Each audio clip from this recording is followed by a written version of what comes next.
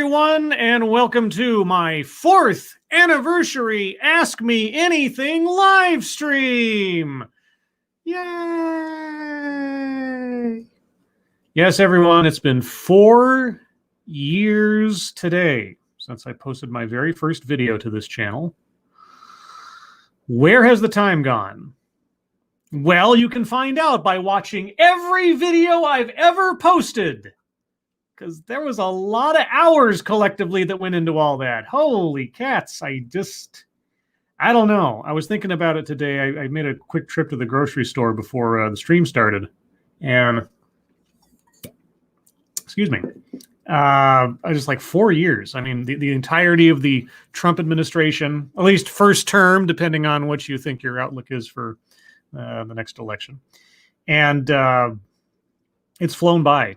And I'll say more about, my sentimentality about it and everything else. But first, a few hellos to those of you who have decided to join me this afternoon for this wonderful occasion. Evil One, Keeverdam, Keenan, St. Michael, Somnambular Nation, the One-Ton Hammer, St. Michael, Check Your Logic, Black Belt for Christ, Mike R., Kamari Turnbolt, Havoc, Vladimir Stalova, boy, okay. The pepper jack is hitting me pretty hard. Oh my gosh. Havoc, Vladimirovich Stalinov, Adonis Bartolote. Let's see. No One Nowhere. Corey Suzuki, Mike Savage, Chicago Mike, Old Guy Gamer, Morgan, Sir Emden, Brittany Holland, your boy Pat. Thank you, your boy Pat. Mike R, thank you so much. Happy 4th anniversary, Scribe. Thank you, Mike R. Blind Press, thank you so much. A very happy 4th to you, my friend. Thank you, Blind. Elish Norn, Midday Sin, Up North Steve, Puttock, Jim Beam, Roasted Opinions, and then chat jumped again. Brad Young, Twisted Skipster, Colleen Bernier, Gulf City, DCC 182, Jake Tungseth, Chicago Mike, thank you again. Congrats, Scribe. Thank you, Chicago Mike. Appreciate it. Seamus Derby, Sabian 187. Oh my gosh. Thank you guys so much for joining me today. Towels. Thank you so much. Blake Hanley, hello. Yeah, so I try to think back, times like this, birthdays, New Year's, stuff like that. You can't help but look back and say, what has changed? How have I changed in the last 4 years as a result of this? And I got to say, it's been, I don't have a better word for it. It's been evolutionary for several reasons. But I'm pretty sure that some of the questions posed to me will elicit that kind of thing from me in regards to that kind of thinking. So I'm just going to start there with the questions that you guys have so graciously posted to the other video for today's episode, or today's event, I should say. Thank you, Duck Dog. Congratulations to you, and a happy Thanksgiving to the Canuckistans. Oh, yeah, that's right. It's Canadian Thanksgiving, isn't it? Oh, boy. Ebony Williams, hello. All right, so I had to do a little bit of wrangling to make the comments from the other video fit, generally speaking, on here. So hopefully you guys can see these, and we will proceed upwards. Sir Emden's a hype. Reject. Congratulations. Thank you, Reject. Twisted Skipster. Got it. Chicago Mike. Scribe, why did you decide to start making your videos? Let me see if I can. I don't know if I can make or YouTube videos. Sorry, I got to stretch this out. Can that? That's what she said. Okay, so you guys are going to unfortunately have to see. This is the best I could get it, guys, to make it fit on the screen. You guys are going to see a cut off version of the question sometimes. I'll do my best to have the full in front of me. Why did I decide to start making YouTube videos? Because trying to express myself amongst my peers on things like Facebook and elsewise was becoming very dramatic. I was running into, it wasn't so much that I had some kind of ideology I was pushing. I was running into the encroaching ideology of others and simply trying to understand what was being said by people that I'd known for years and getting some of the most vicious pushback ever. Thank you, Piccolo, the Driving Ape Man. Happy birthday. Well, thank you, Piccolo. I guess it's a birthday of a kind. It'd be a very, very long and boring story to tell you the sort of instigating incident, but the short version is someone in my Facebook circle told a story. Somebody else in my circle responded to it saying how the person in the story was obviously racist. I didn't see anything in the story that said anything about what that person thought about race. So I asked the question, where did you get racism out of that? I then got a giant text block that, if I still had it, would probably read like some of the TEDx talks I've done recently, which answered nothing about my one sentence question, where did you find something racist in that? And that debate of me asking a one sentence question went back and forth about 3 times with text blocks in response. And by the end of it, someone else swooped in and said that effectively my doubting the claim that the person in the story was racist obviously made me a racist, that kind of thing. And and these are people that I'd known in my life, like part of my life for at least a decade or so. And it really, really turned me off to wanting to engage with anybody in that way. And it made it more uncomfortable because these were people that I cared about and who had been a big part of my life, but had now effectively turned me into a pariah for, again, from my perspective. I mean, I'm my own worst witness, but from my perspective, for no good reason at all. And attributing to me thoughts and feelings and opinions that I did not possess, had never possessed, because I dared ask them to explain themselves to a certain extent. And so that was part of it. The other part was just seeing the kind of things that the people on YouTube I were watching were doing. Commentary videos from like Sargon and Skeptor and Hagbard Celine and Undoomed. And other people, Internet Aristocrat, or now Mr. Medicare, things like that, really got me thinking about things beyond my little, bubble. And so it was all that combined with sort of the instigating incident of being invited onto Irate Bear, at the time Irate Bear, now Irate Alex, to be on a live stream just randomly. I was following him on Minds.com. And he put out a call like, anybody want to go on a live stream with me? And I'd never been on a live stream before. And I was like, sure. And so I ended up on a live stream with Irate Bear, whose videos I'd watched a bit beforehand. And I thought this was really interesting. And so I always say the apocryphal story is, I figured after that incident, if this idiot can do it, why can't I? And I say that with all the love in the world. Yeah, so that's roundabout why I started making YouTube videos. Thank you, Attack Alpaca, for the Dogcat Fox. Oh, big smiley Dogcat Fox. I've got a Dogcat Fox piece of art to show off later if I get that squared away. You might have already seen it on my Twitter feed, but I'm going to show it off later. Asian Hippie, what do you rate as being your worst video and why? My worst video. Well, the worst video that's still up, because I've deleted one video before. I don't usually delete videos, but I deleted one video because I was just out and out wrong in my assessment of what was going on. Because part of the problem was it was a shorter version of a longer video that someone had posted, and I had no context for what was going on. It would take a long time to describe it. I'm not even sure I could recall everything. But the worst video that is still on my channel. So if I remember correctly, there was a video of Emma Watson, who is it Emma Watson? I think, yeah, Hermione. So she was doing her UN tour for the what was it? Hashtag UN Women or something. And I forget exactly. I think was it Me Too before? It was before Me Too. But anyway, so she had done a video talking about some feminist stuff, and I found this video randomly. And I commented on it, and I made a bunch of statements about it on the basis that it was a new video. But it wasn't a new video. It was a repost, and I hadn't checked first, going like, why didn't I even check to see if this was from the source? And so I still did the video. I left it up, but then I did a follow-up video where I apologized effectively to Emma Watson for the way I categorize things or characterize things, because I was wrong. And they're still up on the channel. You'd have to dig real deep to find them. It's something like Master of All I Survey or something like that. I forget exactly. It was some kind of play on the punny title kind of thing. And so I'd say that's my worst video because I didn't stop to check my sources, so to speak, before I started going off on something.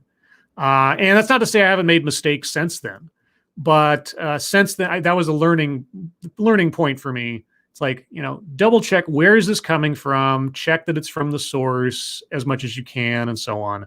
Get context before you start going off on something. So that was I think my worst video. Let's see. Chicago Mike, thanks for answering my question first. You're welcome, Chicago Mike.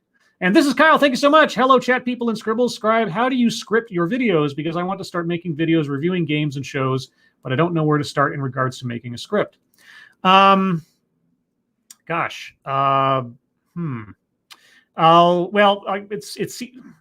It'd probably be easier for me to like tweet. Well, can I show that on here? Let me see if I can. 1 second. Maybe I can just show you what one of my scripts looks like. And that way, yeah,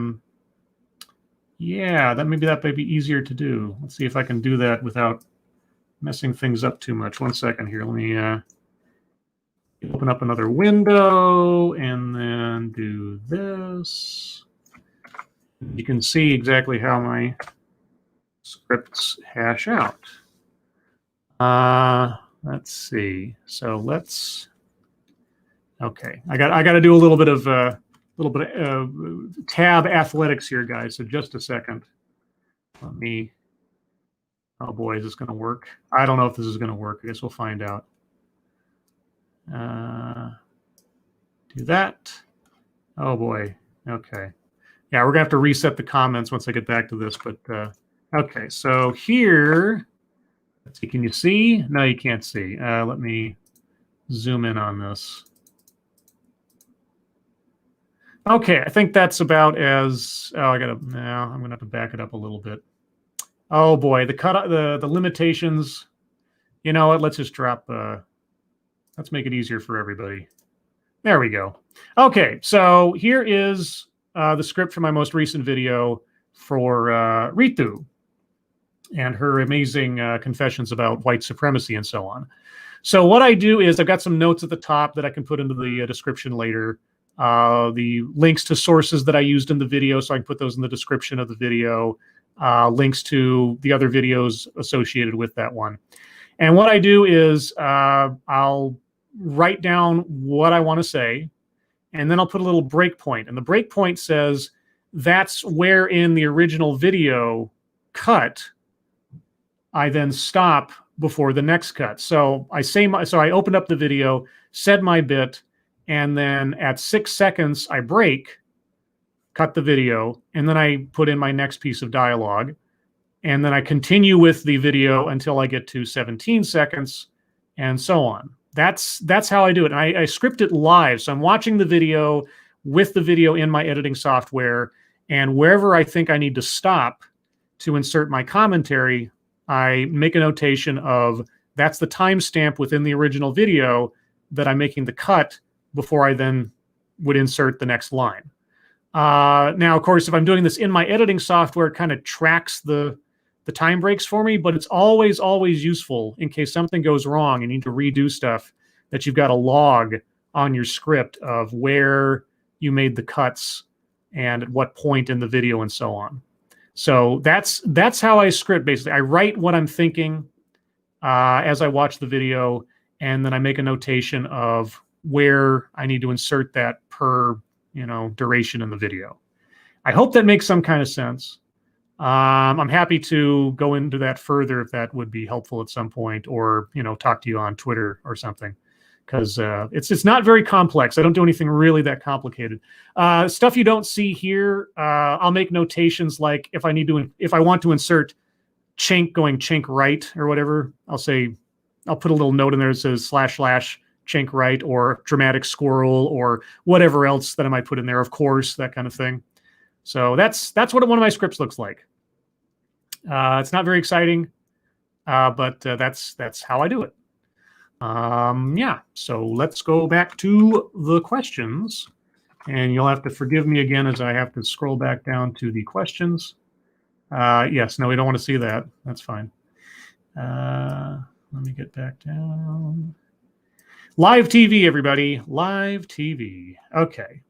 So that's not. Oh wait, no. It's I got to. Oh, sorry. I got to view the questions from the oldest.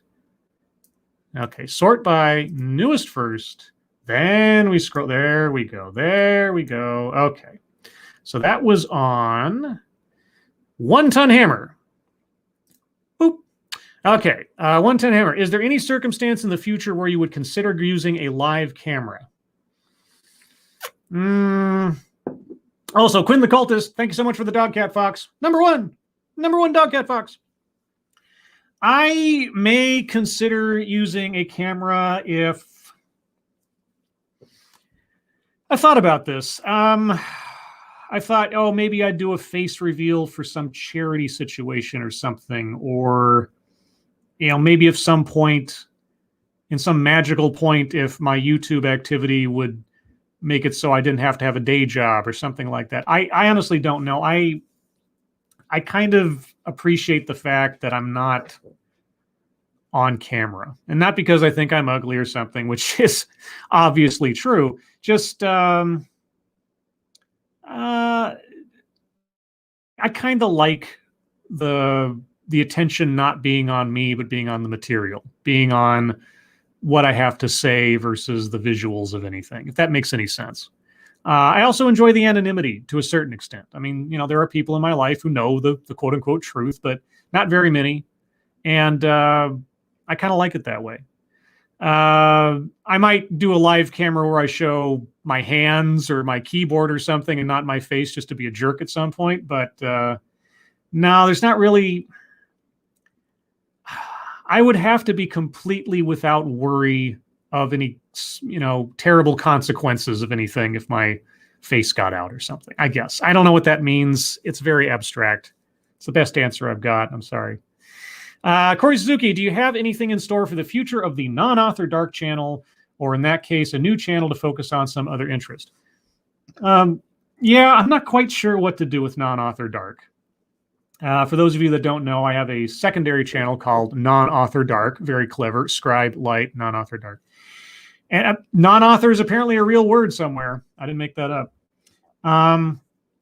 Originally and primarily, it's where I've done a bunch of videos and sort of stream of consciousness type stuff regarding BDSM and that lifestyle and my association with it and so on. But I've also used it in various instances for sort of experimental stuff or stuff not related to my main channel, like doing writing sessions or blabbing about video games a little bit or just random things. So do I have anything in store for it? No, not planned. Or in that case, a new channel to focus on some other interest. I mean, Satsu has been goading me for a long time to do like a Grim Dawn video game live stream series or something. And I keep thinking about it, but I don't know if I have the things necessary to do video game live streaming with any quality, or how interesting it would be for me to commentate over playing Grim Dawn.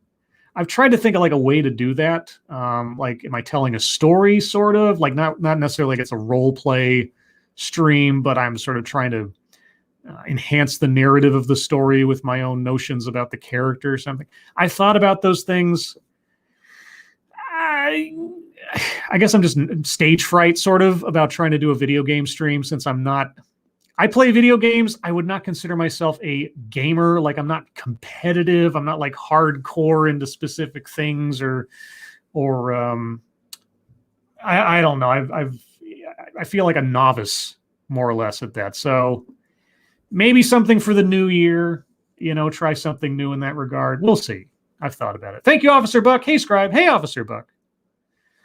Let's see. Up North Steve, have you made any real money from YouTube ads? YouTube ads? No.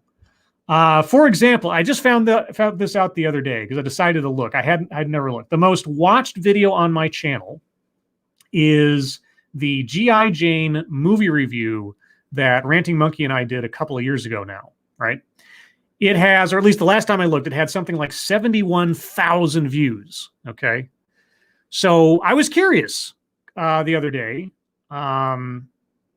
fourth anniversary and everything. I was getting things ready for the show the other night, and I was like, what exactly? Because it's monetized. It's one of the few like videos that remain monetized on my channel, and I was like, gosh, I wonder how much that thing is earned with 71,000 views. You guys guess how much 71,000 views using YouTube ads get you? $17 and what was it, 28 cents. So over all that time and 71,000 views and who knows how many ad plays and all those thousands of views, $17. So real money, sure. I mean, I've made some money from YouTube ads, but it's a pittance. And also the fact that for the most part, I don't monetize my videos anymore for two reasons. One, I think ads annoy people, and I don't want to annoy my viewers any more than I do with my voice.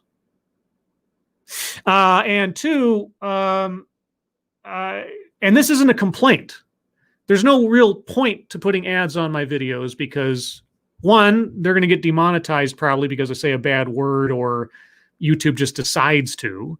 And two, for the most part, my videos don't get enough views to justify monetizing them. And that's not a complaint. And that's something I want to go into. Maybe it'll come up in the questions there. I'll go into that later. But so I don't make much of anything off of ads. Anything I get from this is completely at the behest of your guys' generosity, which I cannot form words adequate enough to describe my gratefulness for that. I mean, I would do this whether I was making any quote unquote real money off of this or not. It's my catharsis. It's my creative outlet. And after the lockdown and everything, it's effectively the bulk of my social life. And, think of that as you will. But yeah, so I couldn't tell you an exact number of this is how much YouTube advertising has brought me in, but it's not much. Not much. And that's why I have a lot of respect for people that, make a career out of this, because it is hard work. It's got to be the hardest work to actually make videos. If they're not doing live streams and some other line of income or something, if you actually make a living doing YouTube just off of ad revenue, especially under the circumstances of today versus 10 years ago, yeah, you must be, I have a lot of respect for people. Even if I don't, watch and or agree with your content or something, I still have a lot of respect. Quinn the Cultist, why is Dr. Pepper the worst soda ever? Because it is so merciless in defeating all the other sodas.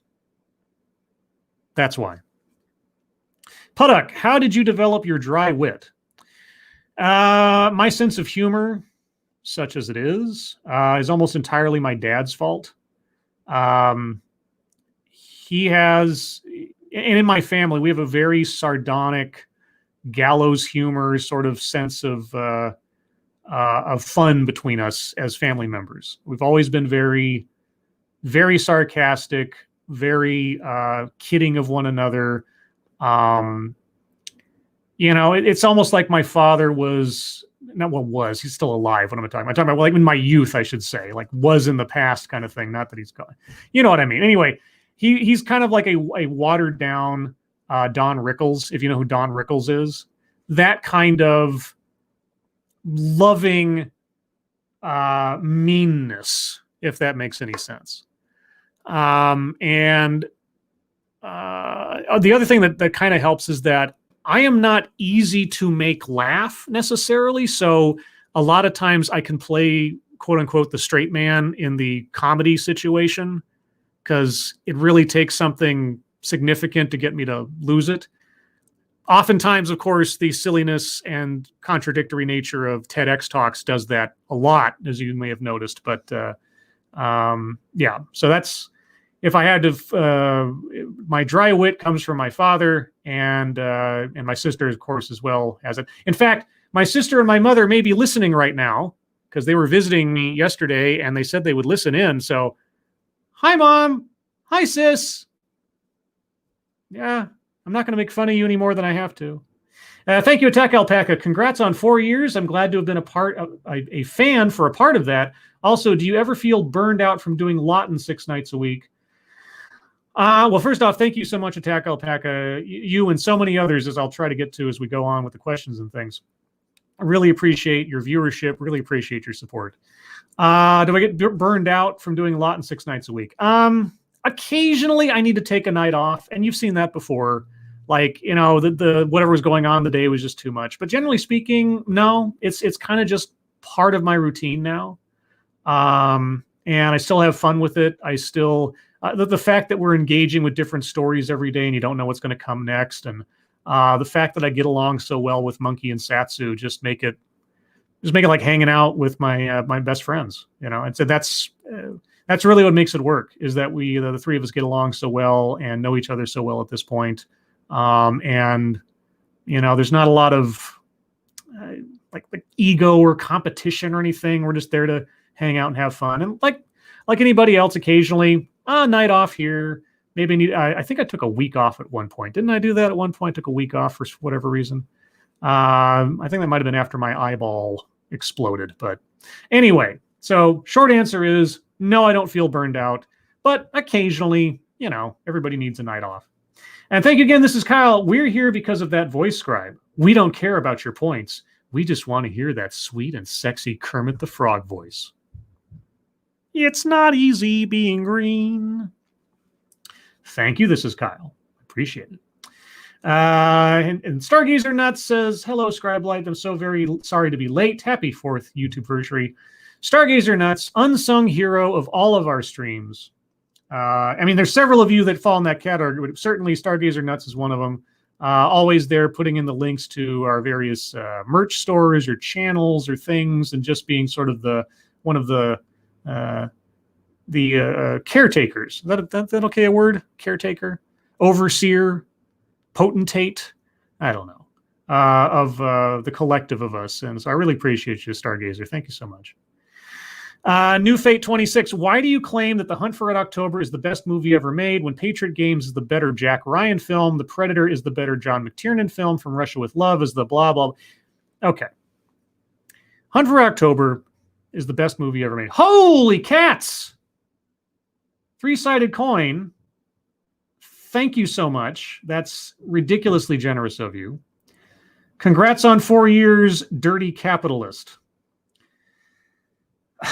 Well, thank you so much. I really appreciate that. All things considered, that's very nice of you. And go fuck yourself. Yes, I know.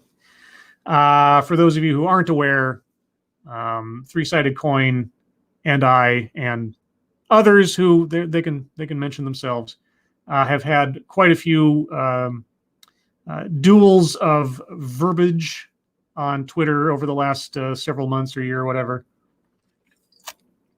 Excuse me. I did have Three-Sided Coin on my series, Familiar with the Matter, talking about personal finance, which seems apropos for the moment. But yes, thank you, Three-Sided Coin. Really do appreciate it. Even those of you, like, who was it? N. Hill, I think it was, someone who's relatively new to my radar on the channel, came in and is like, I'm just being a troll and everything else. I appreciate my trolls, you know, as long as it's all done in, you know, good humor for the most part. I don't mind. I don't believe I'm always right. And I'm willing to accept if I'm wrong. And I don't have a problem being challenged per se, you know, as long as it's a fair challenge, that kind of thing. But thank you, Three-Sided Coin. Up North, Steve, thank you so much. Get yourself some Dr. Pepper. Thank you, Steve. I will do so. I've got plenty in the fridge right now and one in front of me. But yeah, I am replete with Dr. Pepper. Anyway, why do I claim that Hunt for October is the greatest movie ever made? Well, because it is the most perfectly scripted movie, except for one thing. And here's the thing. I'm not going to go into it completely because you just need to watch it for yourself. There is one flaw in Hunt for Red October. One flaw. One flaw of narrative, one flaw of story, and that is giving a motivation for why Captain Ramius was defecting. The book spells it out very clearly what his motivation was. The movie hints at it, but doesn't give it to us, the audience, as to why. They could have had a moment, even if like Jack Ryan was making a leap of intuition in that meeting he was in, where he suddenly realized what Ramis was doing. You could have at least had a line or two from Sean Connery's character, Captain Ramius, telling us the motivation for him doing what he was doing. But you see, here's the thing, guys. The reason that's not in there is because to have that piece of information in there would have made that movie perfect. And you cannot have something, a piece of art, be perfect, else you will offend God. So all the greatest masters of art always left one flaw in their painting, as to not offend God. That's what I tell myself. Because otherwise it's a ridiculous omission of narrative and plot for that movie. The greatest movie ever made. And why is the greatest movie ever made? Because it's got everything. It's got world building. It's got great characters. It's got great action. It's got great suspense. I'm sorry, Alec Baldwin is a much better Jack Ryan. You know why? Okay, Jack Ryan, and they say this several times in the film, he's an analyst. He's not a field agent. He's not an operative. He's not James Bond. He's not supposed to be James Bond. Harrison Ford is not the better Jack Ryan, because Harrison Ford is Indiana Jones. Harrison Ford is Han Solo. Okay, he's already, as an actor, as an image, something far beyond just an analyst. Whereas Alec Baldwin, at that age, at that point in his career, he made a lot more sense as the, inexplicable field agent action hero guy, because it didn't make any sense. He didn't come across like that. He came across as a businessman analyst kind of thing. That's why he's the better Jack Ryan. That's why he's the better embodiment of that character. So there you go. And of course, Sean Connery. It's Sean Connery playing a Russian submarine captain with a Scottish accent. You can't beat that. You couldn't script that to be true. It just, and how you had like, just like everybody in that movie was not Russian who were playing Russians. It's great. Thank you, Puddock. There you go. I gave you more money than YouTube ever did. I factored in the 30% Google takes from every super chat. Thank you, Puddock. It's very generous of you. You guys, like I say, you guys are far, far too generous. I'll be paying it forward here shortly. Mike R., where are you from? My mother's womb. Just like you. Timothy Seelbeck, are you going to answer questions that dox yourself? Not if I can help it. Let's see. I pronounce this in my mind, and I don't want to get it wrong. I don't have her here to verify. So I'm going to say, Nyalta Faye. Happy anniversary, Mr. Scribe, sir. Sorry, Oodles, I don't have any questions. It's fine. I appreciate you. All you need. I just now realized that you created your channel on my sister's birthday and uploaded your first video on my dad's birthday. What are the odds? Not an AMA question, just an observation. So wait, it's your dad's birthday today? All you need, are you in the chat? What's your dad's name? I will sing to him. If you want me to. Thank you, Havoc Vladimirovich Stalinov. Quote, some things on the ship don't react well to bullets. Yeah, like me.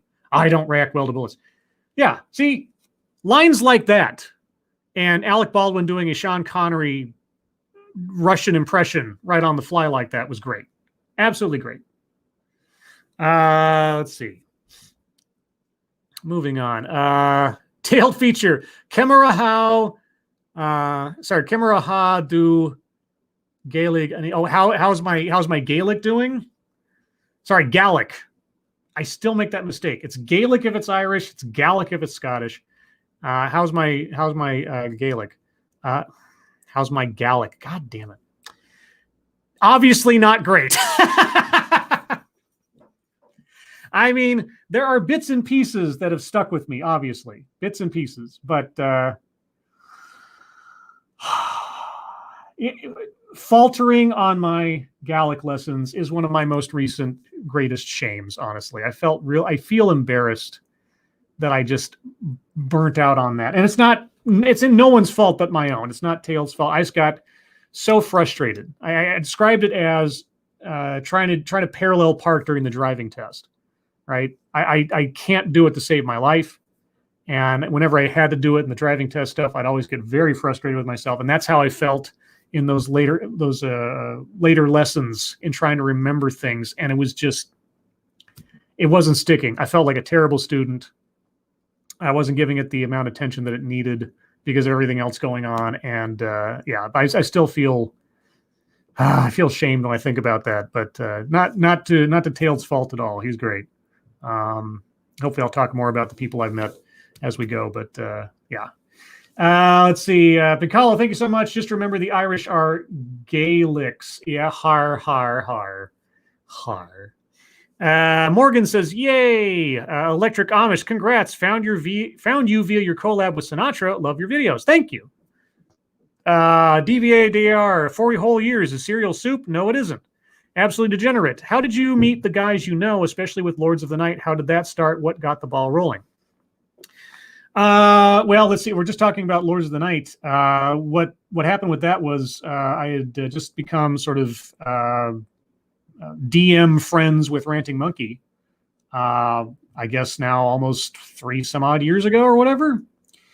And he didn't know how to live stream.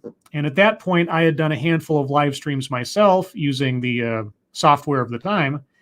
And so I walked him through the steps of doing a live stream, which you can still find on his channel. It's something like Don't Watch This Stream or Test Stream or something. And it was like just a 5 or 10 minute little test stream. And within 5 minutes or less, we had 70 some odd people watching us noodle around figuring out how to teach Monkey to do a live stream. And after that, he wanted to live stream all the time. So he just like messaged me and say, hey, want to live stream? We're like, sure. Because I was bored too. He was bored. And so he just got on live stream and started talking. And this eventually evolved into a nightly regular thing that had its own schedule. And we had our own hosts. It was me and Monkey and SDA, and did that for a while. And SDA went off to write books, and Satsu came in and just kind of cannonballed from there. And, different things we picked up along the way, the opening, the format, the rotation of the channels, taking Sunday off instead of doing it. We did it 7 nights a week there for a long time, Monkey, SDA, and I, which was, now you want to talk about burnout. That led to some burnout, along with some other things. So, but yeah, I mean, that in a very short sense, that's how that happened. As far as like anybody else I met, it really came from first meeting Irate Bear.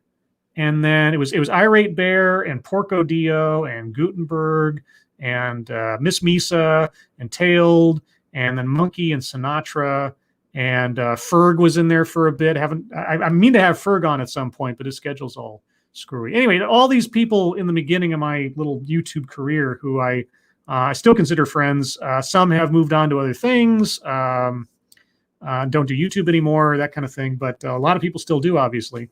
And we had a chat group on Twitter that we just kind of kibitz in every morning, and I'd say hello to everybody every morning. I'd be like, felicitations, Miss Misa, and what up, my Scott Tailed, and that kind of thing. And it became kind of a deal because I'm a goof like that, and Anyway, that's how I met everybody. It was all kind of associations. Also, like those early like live streams where I'd be on a stream with like Based Mama or something, and there'd be a bunch of people in there, or I'd get invited onto a stream with like Irate Bear would have a stream and a whole bunch of different people be on there that he knew, and then I met people on there like that, and things grew out from there.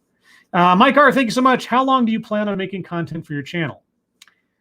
Until I get sick of it, I guess. I don't know, or until circumstances in real life change that. I don't foresee an end anytime in the near future. Let's put it that way. Beth Castleman, congrats, dude. Hope you have many more years to come. Thank you, Beth. Delfruit Zero, did you find what you wanted to do for your channel right away, or was it a long process? Still trying to figure out what I want to do. Should I just goof around with subjects until I find my content idea? Oh, and there's, let's see. I think I've been around for 3 of those years. It has been fun, Scribe. Well, yeah, and Devilfruit, you've been around. Yeah, there are some people here I think of as norms, as in from Cheers. You know, just like that person belongs here. And Devilfruit is one. Devilfruit is a norm. I hope you don't take that as an insult. Many of you are norms. Beth is a norm. So if you think if I call you a norm, that's a good thing. Thank you, Becca Fairley, another norm. Congrats on 4 years. Thank you so much, Becca. That's very generous of you. Really appreciate it. Yes, Fairley, Becca Fairley. I'm glad to see you with your own channel stuff, your own show, and everything. It's very. Pinkala says, "I am not Norm." Well, you might not be Norm, but you are a norm. Let's see. What did I find I want to do for my channel right away? Kind of. I mean, I liked, so my main inspirations for, I guess my channel are, I guess I should say, Christopher Hitchens, Keith Olbermann, and I'll explain that in a minute, Skeptor, and Hagbard Celine are probably my 4 chief inspirations for what I do and or how I do it to a certain extent. Christopher Hitchens, because just listening to his lectures and debates with religious figures back when he's promoting his book, God Is Not Great. I didn't agree with Hitchens on everything, but listening to his style of debate, style of deconstructing another person's argument was very, very informative to me, very inspirational. I would say listening to him was sort of a personal revelation. Again, not necessarily on his beliefs or anything, but just how he was able to articulate and piece through an argument to try to make sense of it or to defeat it, to me. And this is long before YouTube was even an idea in my head. So, yeah, Christopher Hitchens. Keith Olbermann goes back a little bit further. Back when George W. Bush was president, Keith Olbermann was one of the very few people on the news who was willing to come forward and criticize the administration during a time of war, which is usually a very big no-no, because everybody, Fox News especially, was all like, oh, you can't criticize the president, it's treasonous, it's unpatriotic, or whatever. Whatever you might think of Keith Olbermann now, and he has changed a lot over the last several years. Back then, it was a really interesting and exciting thing to watch him take on people who were presumed to be in power simply because they were in the position they were in. And not that, I mean, obviously he went overboard in places in some instances to a great degree, but in a lot of those early special commentary things he did, he reminded me that no one is above reproach. No idea or concept is beyond critique, that kind of thing. And so to see him act as a counterpoint to a lot of the rah kind of thing that was going on at the time was very inspirational to me, sort of internally. And then again, this is long before YouTube. And then Skeptor was the first guy I saw that did a series critiquing TEDx videos, which I eventually wanted to do with my channel when I first started out, but I kind of waited to find one that kind of spoke to me. You can find that playlist on my channel, by the way, of the first TEDx's and onward. And I really liked the way that he broke down those TEDx talks. And I was also fascinated because I didn't know what TEDx was at the time. And his channel kind of told me about that. And so that was interesting. And then Hagbard Celine, for similar reasons, his ability to take apart an argument, to analyze a speaker, the way he did things. There's this one video he did, and I don't remember, I'd have to find it, but it was a speech on Black Lives Matter or something to that effect, given by a professor at a school, and his way of taking apart what she was saying and relating it to other things, really spoke to me. as a way that I wanted to be able to express myself. So I kind of envy for how Skeptor did it and for how Hagbard did it is kind of what fueled me when I started doing my stuff. And so if you watch those old Skeptor TEDx videos, if you watch some Hagbard Celine, some of his earlier stuff, you might be able to pick out kind of where I was finding my footing. I think I've made my own thing at this point to a certain extent, just the way that I present my information or whatever. But those were my inspirations. Let's see. Thank you, Havoc Vladimirovich Stalinov. My name is Jeff. Pinkala says, I am Cliff. Never forget that. Okay, well, you may be Jeff, and you may think of yourself as Cliff, but to me, you're all norms. Cannibalistic Wizard, is the real reason you will not do a face cam because you're actually so horribly ugly you don't want to scare any of us to death? Yes. Samamnial Nation, would you ever want to meet Chris Eliza in person? And how do you envision that meeting taking place? Oh boy. Chris Eliza in person. I wouldn't mind meeting him in person. I don't know what I'd say to him. I'd rather interview him. You know, I'd rather have him on a familiar with the matter. Because, you know, for better or worse, reading Chris Eliza as a representative of our current media, I guess, mentality has taught me a lot, has made me think about things sideways when I read other stuff, not just CNN, but other things. So, I mean, for everything I could criticize about his content, he himself, I don't believe, is some bad person per se. And he's been very inspirational in maybe, like I say, sort of backwards ways. So I'd be happy just to interview him and ask him about his career and maybe take him to task here and there. Like, what do you say about, you know, the criticism, this, that, and the other? I'd probably be effectively quoting myself, but I'd want to hear his perspective on it. Puddock, I know you're a proud cynic, but don't you think you've gotten more stoic since your channel began? Don't you think it's easier to see life as it is, stoicism versus comparing it to an ideal cynicism?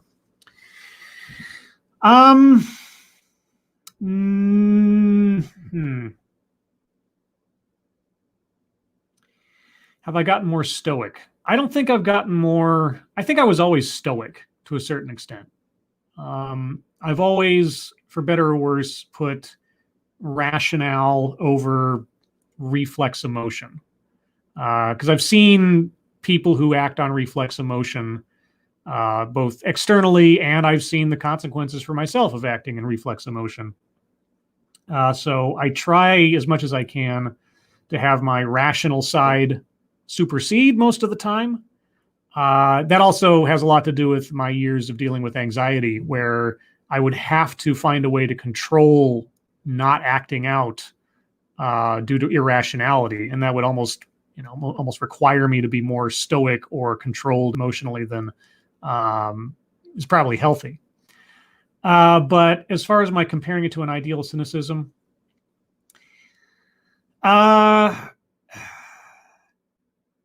don't know. I mean, it's difficult not to be cynical when you can see in how such a short amount of time things have turned so worse in the world, in interactions between people, in our politics, our media. I mean, just in the course of my YouTube life here, I've watched the evolution of our politics descend into the absolute worst bottom of the barrel. And there aren't any harps or halos to be handed out here. It's not like Trump is a victim only and CNN is the bad guy or something. It's and maybe it's just more so that we have such easy access to information. Social media is now commonplace. Maybe this kind of stuff was always going on to this degree. It was just always much more subdued because of the lack of spread. And of course, this year alone with the pandemic has just brought out. There was I think it was Warren Buffett who said something that went to the effect regarding the economy. It says, "You never know who's not wearing a swimsuit until the tide goes out," kind of thing. And he was referring kind of to like when, the 2008 financial crisis. As soon as everything dried up, that's when all of the Ponzi schemes suddenly got exposed. That's when all the crooks and the cheats suddenly got shown for what they really were, because there was nothing to hide. There were no numbers to hide behind anymore.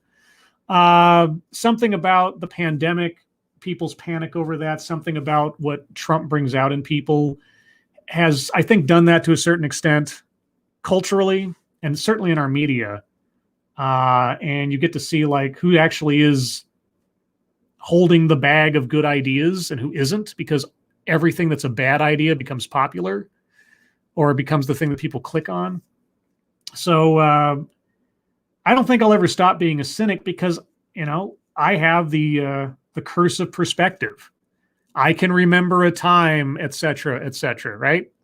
That's what a true cynic is, somebody who's seen the good stuff, or at least something better than what we've got, if not perfect, and wishes it would come back to a certain extent. So, and again, I don't know if I'm a proud cynic. I'm probably just a shrug my shoulders, this is the best I've got cynic.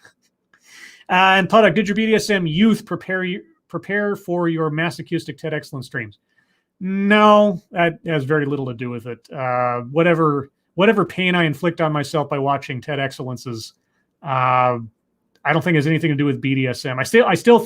It still has something to do with what a lot of my content before TED Excellence is. It's listening to an argument and trying to understand it. Even if I don't agree with it, at least trying to understand what the other person is saying, what their argument is. Because if I'm just going to dismiss something as stupid or as something as wrong, I'd at least like to be able to say I have some idea of why it's wrong, and not just because it feels wrong, right? Actually having to confront things or ideas that at first glance turn you off, but let's make sure we know what we're talking about.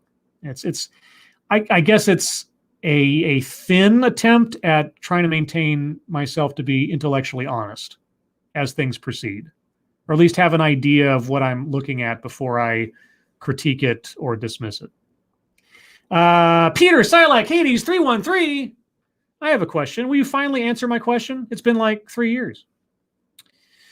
Moving on. Griffin, congrats on 4 years. How do you think you have influenced your co-hosts over the years? How have they influenced you? Oh, gosh. Well, I think I've proven to them the benefits of format, if only by a little bit. If only by a little bit. I think they see now the benefits of having a format.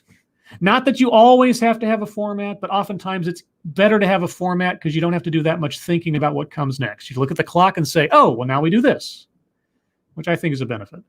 Also, if you hadn't noticed, I'm not the only one reading MSS News anymore.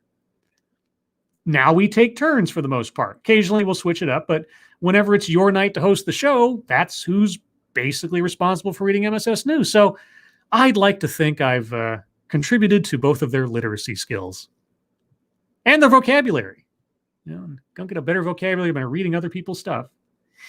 How have they influenced me? I'm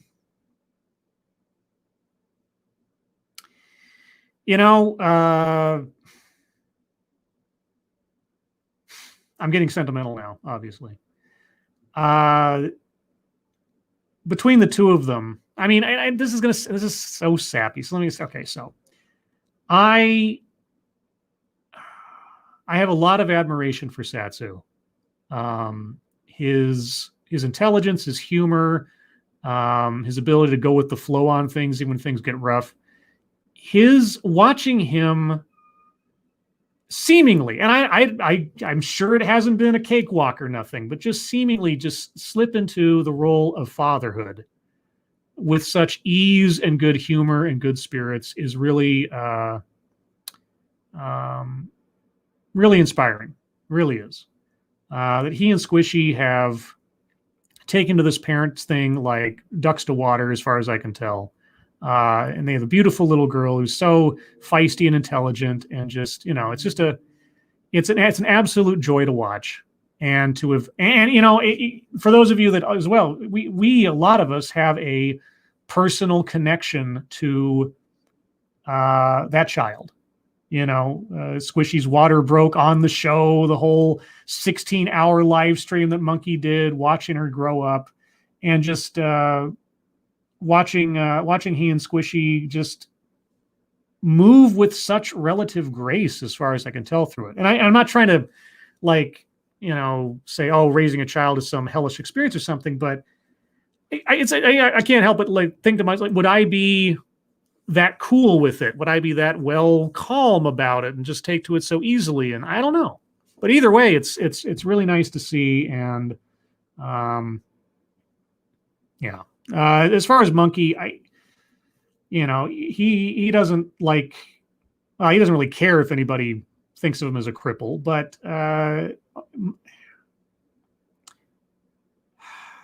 Monkey is a real inspiration. And I'm not just saying that because he's probably listening. I know he's listening. I can't imagine, like, just an example. The last week, for whatever reason, I don't know what I did. I completely had the most horrendous back pain I've ever had. Like, I could barely sit up out of bed a couple days ago. I couldn't move without being in agony. Then the other day I had a migraine on top of that, and I was just terrible. And I couldn't help but think as I was going through this and just complaining to myself, I'm like, dude, this is probably just a tiny slice of what Monkey's got to go through with every day. And I know he probably wouldn't want me talking about it like this, but the fact that he is able to come on the show, the fact that he makes himself do the show some nights, even through all of his discomfort, which is, again, being very polite to his discomfort. I don't know what to say. The guy's a fucking superhero. He really is. If anybody deserved a comic book of their own, it'd be the real life Ranting Monkey. To maintain his humor and his work ethic and his outlook on things all throughout this nonsense that he unfortunately has to go through, and be an active grandfather and have such great kids and grandkids, and have such a loving marriage. Hold on. I mean, I can imagine, and in fact, I've known people who have broken under far less than that, and he's an absolute superhero. So that's how have they influenced me? So that was me praising them, but they inspire me to keep just going, because there are some days where just whatever, it feels like the roof is falling, and I'm like, dude, get up. You got nothing to complain about. Get up, keep going, get something done, whatever it is. They are role models of a kind for me, and I appreciate them a lot. Thank you, Data Wasteland. Scribbles, my YouTube would not be the same without you, and if anyone is, you are criminally undersubbed. May you never have to pay for Dr. Pepper, Jack, and fish crackers, my friend. Fish crackers? Yes. Well, thank you, Data Wasteland. Another norm. Data Wasteland is a norm. Thank you, Data.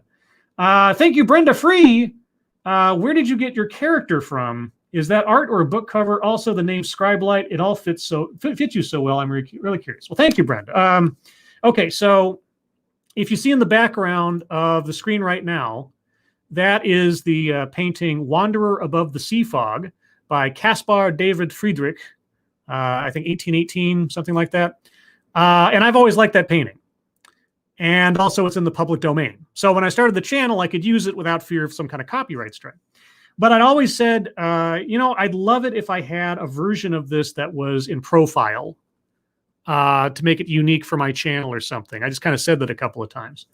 And then one day, out of the freaking blue, one of my viewers, who I'll be forever grateful, Knight of Charlemagne, who I always credit in the description of my videos for the avatar art, sent me this amazing piece of artwork that is basically that same character turned to the side, looks like it's part of the original painting, looks like it was an alternate draft of the art. It's perfect. Absolutely perfect. More than I could have ever dreamed, honestly, as a custom piece of artwork. And from the moment he sent it to me, he's been so gracious to just, here, I made this, it's yours, do whatever you want with it. And I couldn't have asked for anything better. And that's where that came from. And yeah, so, I mean, and many people have mistaken that avatar for the original painting in some way, because that original painting is used all over the place. Copies of Frankenstein and different things and all types of stuff as book covers. But no, that is a piece of fan art. I have to convince some people that it's not, or that it is at times, because it looks so genuine. But yeah. And so I'm very, Very happy about that. Could never have asked for anything better. The name Scribe Light. The DVD-R drive or whatever on my computer when I started my channel was from a company called Light Scribe. And I just flipped the words and I thought, that actually sounds pretty good. Because I'm an English major.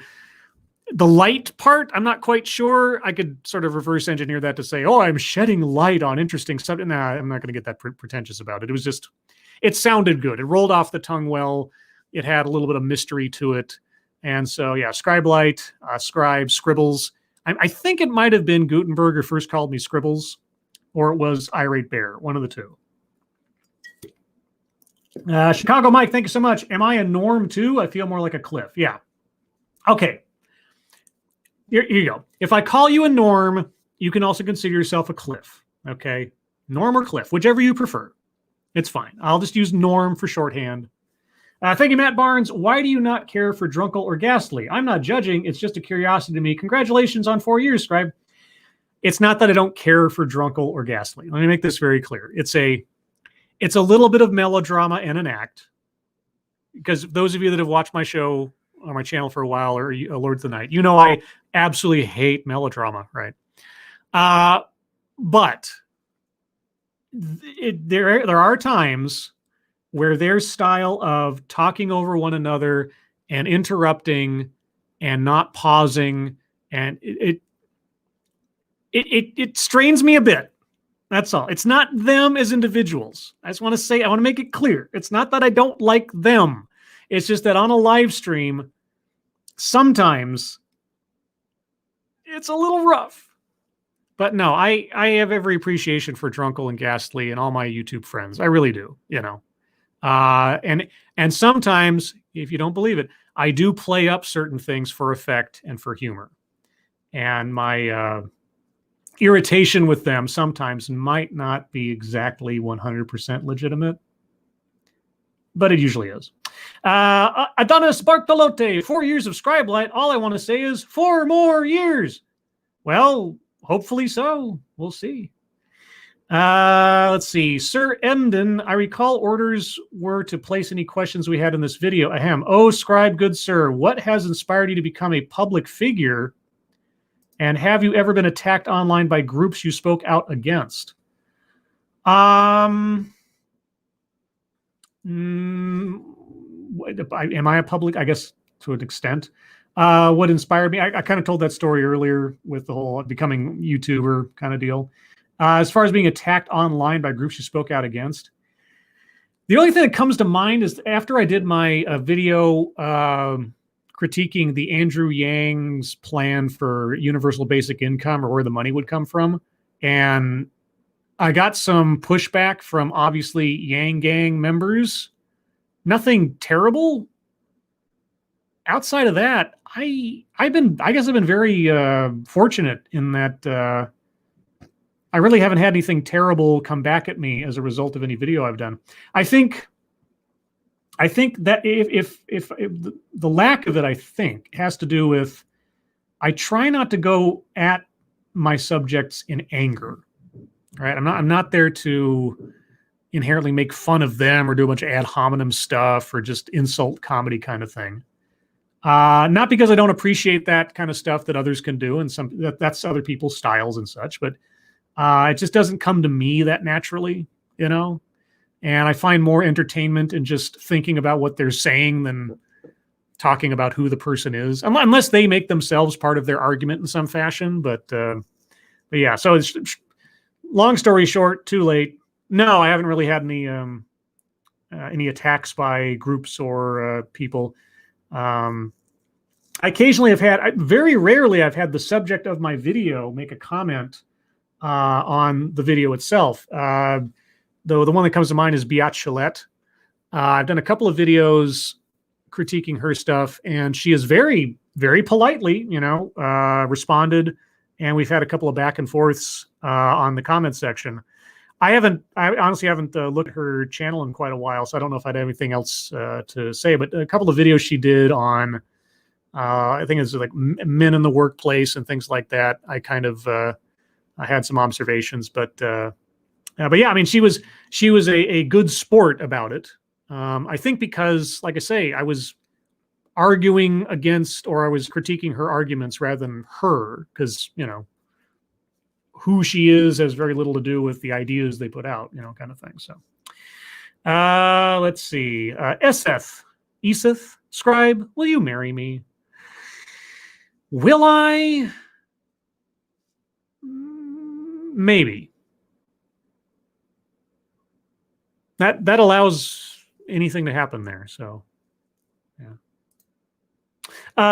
Gamer Valine, while I understand the idea of rounding out an education with humanities classes like sustainable cities for engineering majors, do you agree with the shift to requiring multiple humanities, cultural awareness, and social behaviors courses for every degree path, even ones like mechanical engineering?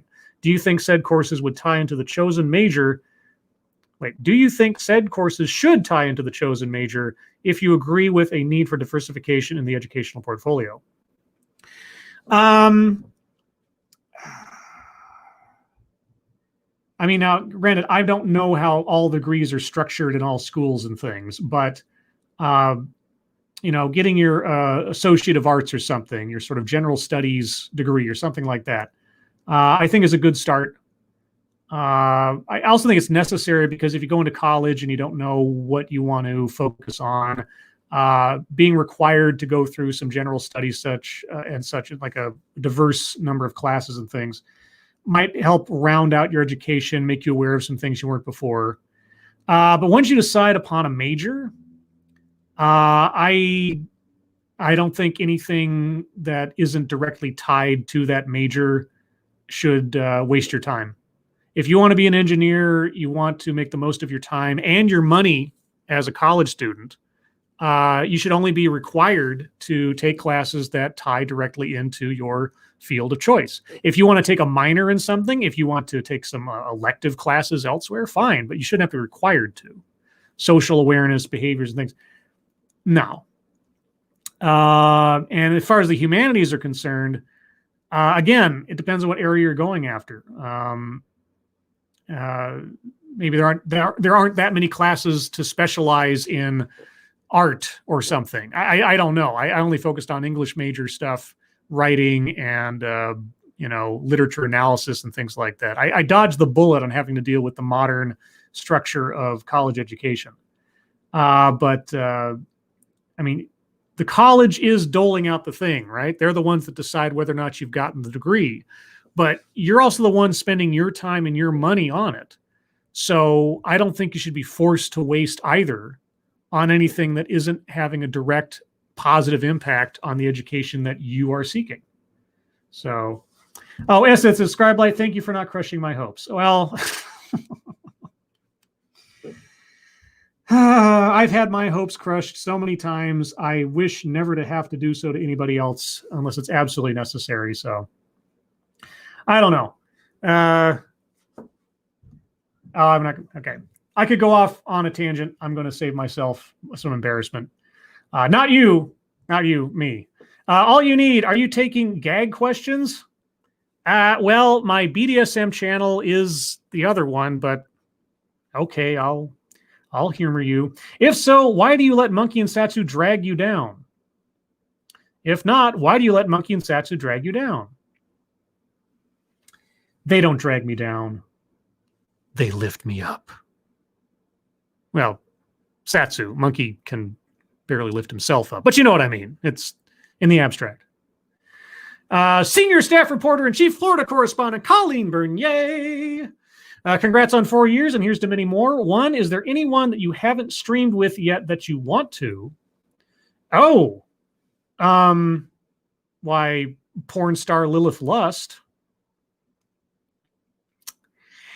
And number 2, outside of Monkey and Satsu, who was the best person you have streamed with? You can split that into funniest, most intellectual.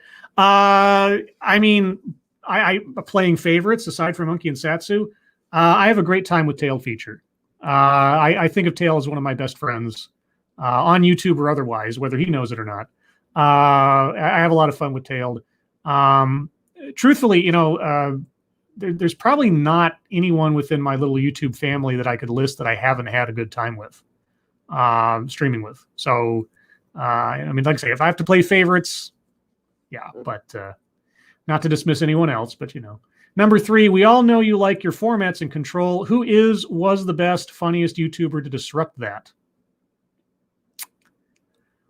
Well, Drunkle. I mean, you know, Drunkle's hilarious. He's also an absolute sweetheart.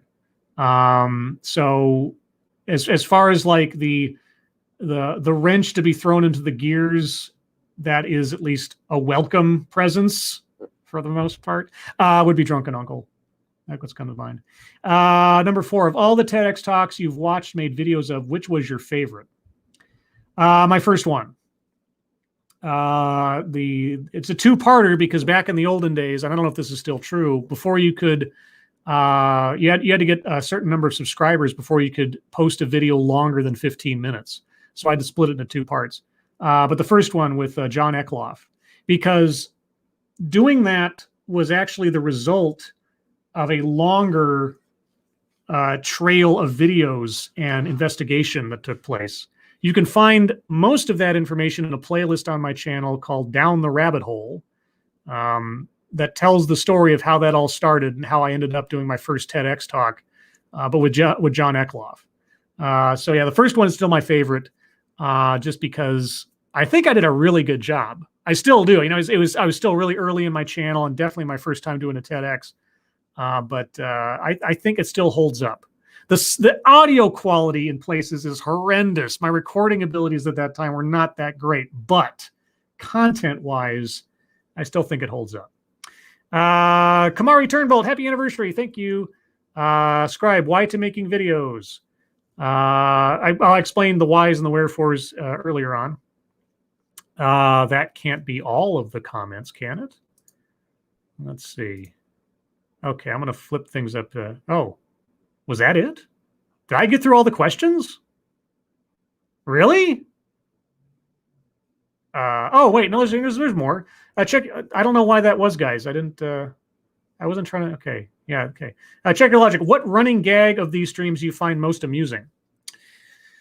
I mean, there's cereal is soup, I guess. Actually, probably the opening to the opening to Lords of the Night, where we list off everything just to get it out of the way. You know, Jim Jones, video games, movies, and so on. That's probably the greatest running gag. And there's little things too. You know, why we won't get through all the MSS news things, you know, because and make up some kind of reason. Just every little bit. There's tons of little running gags that are just traditions now.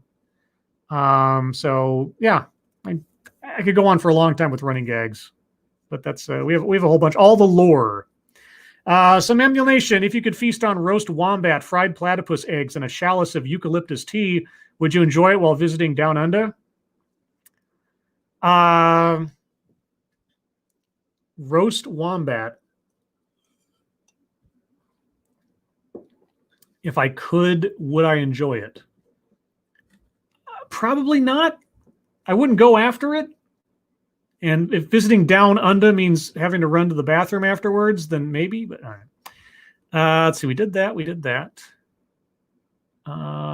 We did that. Okay. I'm not sure. Okay. I don't know what YouTube's doing with the comments. Maybe. Okay. 4 more years. 4 more years. That's new. I don't understand. They like. Okay. We talked about that one. Did I really do all the questions? Yeah. Did that? Yeah. I don't know, guys. I'll check again one more time here. I'll refresh the page maybe. See if that changes anything. Got to get through all this stuff. Come on. 50 comments. Newest comments first. What is the source of your profile picture? Just talked about that. It's a piece of fan art. Tank, healers, or DPS? I always enjoyed being the tank, mostly in Star Wars: The Old Republic. Let's see. Data Wasteland, Scribbles, my YouTube would be. Oh, yep. Thank you. Thank you, Data Wasteland. I think I read that already. I guess that was it.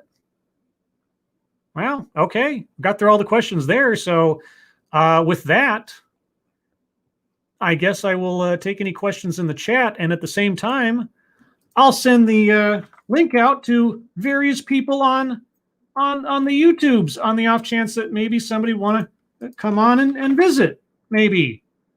I mean, we'll see. I don't know if anybody's listening or paying attention at this point. I didn't really plan on it, but you know, it's not impossible. Hint, hint, nudge, nudge, wink, wink, something, something. Let's see. Oh, who else is on? I don't know who is awake at different time zones now, of course. But yeah, if you guys have any questions you'd like me to answer, put them in the chat now. Put plenty of question marks after them so I can spot them amongst everything else. And we'll see if I have any visitors. If I don't, it's okay. You know, stuff happens. It's all right. I didn't really advertise that I'd be doing this anyway, but I figured I'd at least see if anybody wanted to pop on for a few minutes and say hello. Let's see. And in the meantime, I can become a little, I guess, sentimental or something in the process. Not that I'd ever do that, of course. Let's see. Anyone else that comes to mind here? No. Let's see. So if you're a friend of mine, you suddenly see a link in your DMs on Twitter. This is what that is for. Otherwise, you know, whatever. We can take this off for now. There we go. Let's see. Mike R. Scribe Light, where did you get the High Scribe clip for your intros? That's Grand Monkey. Ranting Monkey recorded Grand Monkey a couple of years ago saying, "Hi, Scribe," and it was just so beautiful and perfect, I decided to add it to my intro. Let's see. Next 6 minutes. Scribe Light, you have any 4th anniversary merch? I don't have any 4th anniversary merch. However, there are Pepperjack and Ted Excellence t-shirts and Got It mugs and all types of stuff there. It should be in the description. But I didn't make anything for the 4th anniversary. I'll probably do something special for the 5th. That seems more appropriate to have some special merchandise, but yeah, nothing for the 4th. Chicago Mike, have you thought about doing a call-in show, and when can I get a wrench? Call-in show. I mean, maybe now that, before, when you couldn't actually moderate who was coming into your show with Hangouts, it was kind of tough to do a call-in show. Maybe now with a StreamYard where you could sort of see who's sitting there and decide whether or not to let them on. That makes sense. So maybe, I don't know. I hadn't thought about it. We'll see. Quinn the Cultist, Scribe Light, what's your favorite book? My favorite book? Oh, boy. I got a lot of favorite books. The one that I've probably read the most times, though, is... I always get his name wrong. Dang it. I want to make sure I get the name right before I... let's see. Yeah, let's see. Is it... I don't think it's Huggins. Is it Huggins? Yes, James Byron Huggins, and the book is called Cain, C-A-I-N. It is the greatest 90s supernatural action thriller never made into a movie. Yeah, C-A-I-N by James Byron Huggins. It's great. It's got everything. It's got special forces guys chasing after secret cults and monsters and technology and ancient curses. Oh, it's wonderful. Absolutely wonderful. Couldn't recommend it highly enough. Let's see. Ryan, Scribelight, when will throw Gimp Chimp down the stairs to keep him from interrupting you? I'm not going to do anything to Monkey. And interrupting me is, whoever asked earlier what's the best running gag. Interrupting me is probably the best running gag on the show or in general. Keeverdam, are you going to show the Dogcat Fox art? Oh, that's right. That's right. Good call, Keeverdam. Let me get that cooked up here. So yeah, just the other day, a person who you might recognize the name of, Point Curation, messaged me saying, he's dabbling in art, and he was asking if there was anything he could make for me. And I just kind of offhandedly said, sure, how about dog, cat, fox on the moon? And let's see. That's what came about from that. Dog, cat, fox on the moon. So that is from Point Curation. Many thanks to Point for doing that. I don't have it physically. I'm thinking I got to figure out a way to set something up where I could get that physically. But for the time being, it's in his safekeeping, and I've got an image of it to share with you guys. So, yeah, there you go. That's Dog, cat, fox on the moon. Puddock, what's the origin of your flatly, matter-of-factly, sarcastically got it? One of my early videos, I just started doing that. Like when I was trying to affirm that I understood what the person had said, usually by me restating it in some way, like something, got it. And if you hear the early videos, it wasn't really done as a catchphrase. It was just me sort of, again, thinking it out as I was listening to it. And going like, this person says this, and this. Okay, got it. And it really wasn't done for effect. But over time, it just became kind of almost a nervous twitch. And so the simplest of quote unquote catchphrases, even though it's not exactly original, but I've made the enunciation of it my own, I suppose. Lady Gopher, thanks so much. Congrats on 4 years. We'll watch in full later. Had a virtual memorial to attend at the same time as you. Oh, I'm sorry. That's terrible. I hope whoever's involved is obviously not okay, but you know what I mean. Hey, my condolences. I'm sorry, Lady Gopher. But thank you so much. I really appreciate it. Mike R. Scribe Light, what do you do for a living? Data processing is as specific as I'll go. It's not just data entry, but that's sort of what I do. And again, thankfully, it's something I can do from home. I'm very, very fortunate under these circumstances that I'm able to stay on. Oh, who's this? It is Negro Master. Oh my God, it's the Negromancer. I am here. Hello, Tatsu. Hi there. Thank you for coming on. No problem. I don't know if you were here for my extolling the virtues of you earlier. No. Well, someone had asked how do I think I've influenced my co-hosts and how they influenced me, and I said, and without no sarcasm at all, anything else. I'll try to repeat it verbatim. Your intelligence, your good humor, and the ease with which it seems you've taken to fatherhood. And raised such a beautiful, intelligent, feisty little girl already. And you and Squishy, just the job you're doing as parents. Like I say, and I know behind the scenes, it's probably not any kind of like cakewalk or anything, but at least from my perspective, just with such ease and grace is very inspiring. And I appreciate you every day on the show. Like I was telling people before, somebody asked about burnout on Lords of the Night, and I say, if one thing that helps me avoid burnout is that I really feel like I'm just hanging out with my best friends, and so I really appreciate you. Well, the feeling is mutual, good sir. Well, I appreciate that. So what have you been up to today?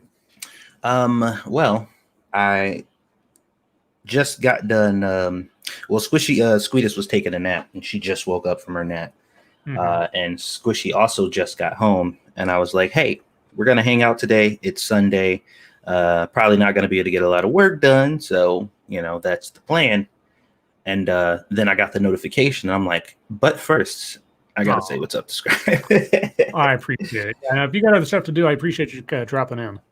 Yeah, it's okay. I'll let her know. And she's just kind of chilling because Squeetus just woke up. So they are greeting each other.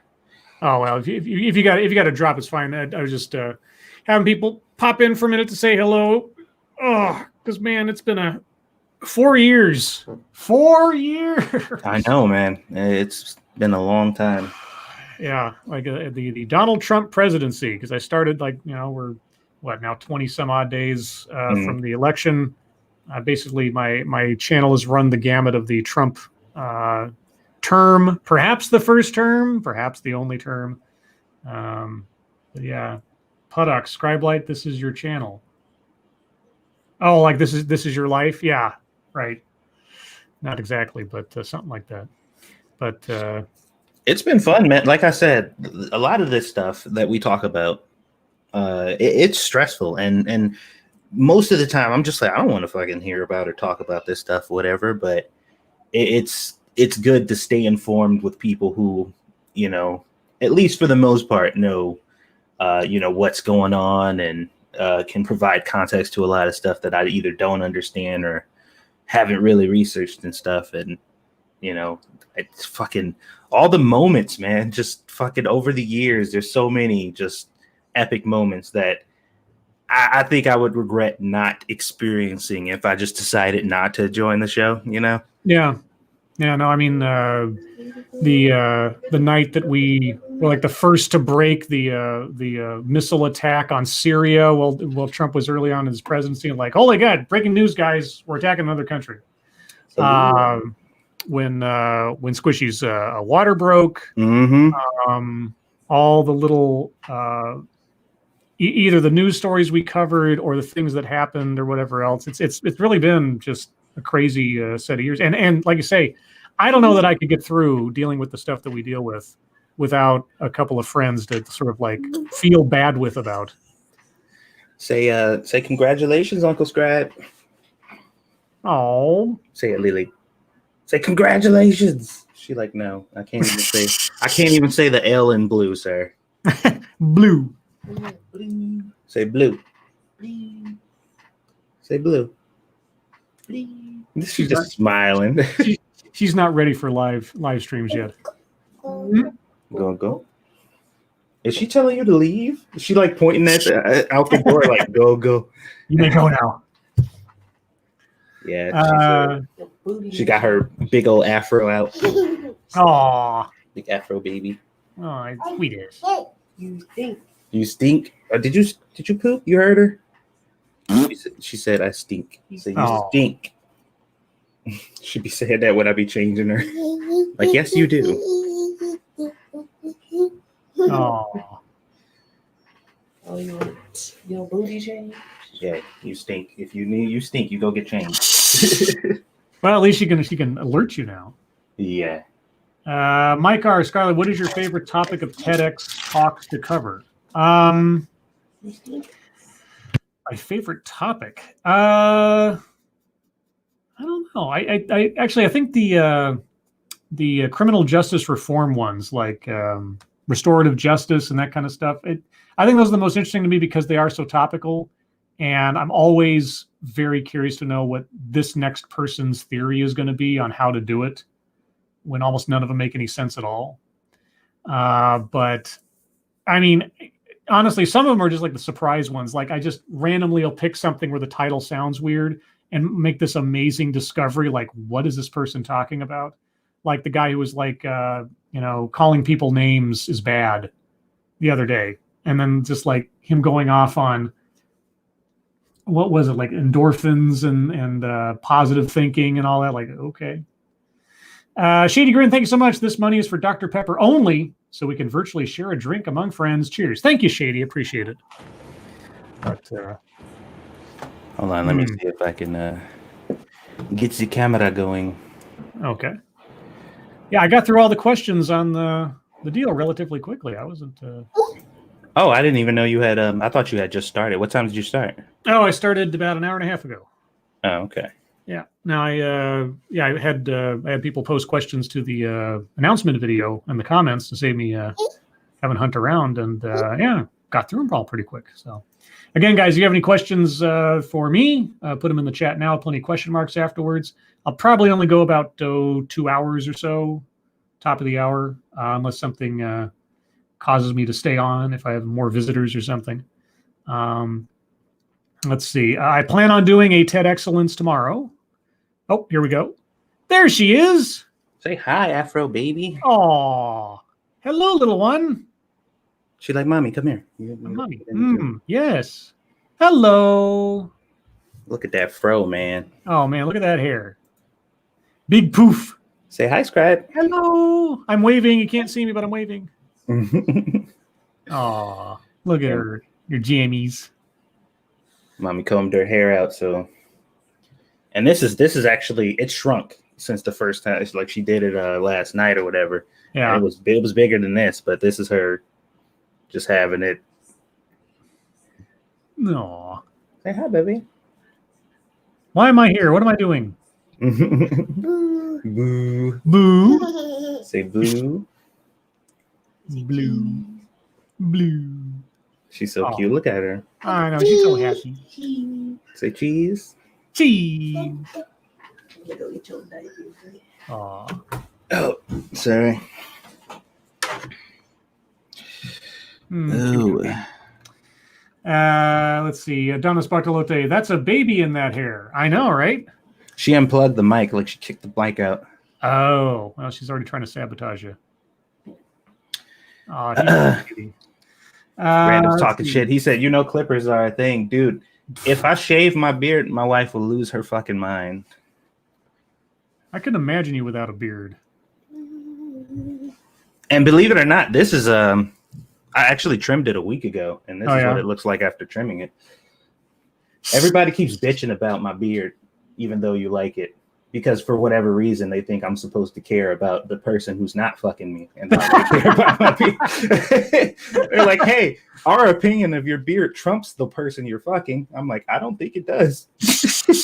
The mother of my child versus you idiots? Yeah, whatever. I'm almost certain it doesn't at all. Assassin the Grey, Scribe Light, Scribe, very glad to support you and that the guy. Okay. Question: would you have preferred Alec Baldwin continue as Jack Ryan in Patriot Games and the follow-on films? He was talking about her hair. Sorry. Excuse me? Who? Random. He was talking about her hair. Random. Uh-oh. Can suck a dick. I'm sorry, Scribe. Oh my gosh. Not in front of the baby. She covered her ears. Assassin the Grey, yes and no. Yes, in the sense that if they did it to an extent where they showed a gentle evolution of Jack Ryan into a more field agent type, instead of making him an immediate action hero as they did with Harrison Ford. But I think Alec Baldwin was perfect for Red October, and Harrison Ford was perfect for the other films.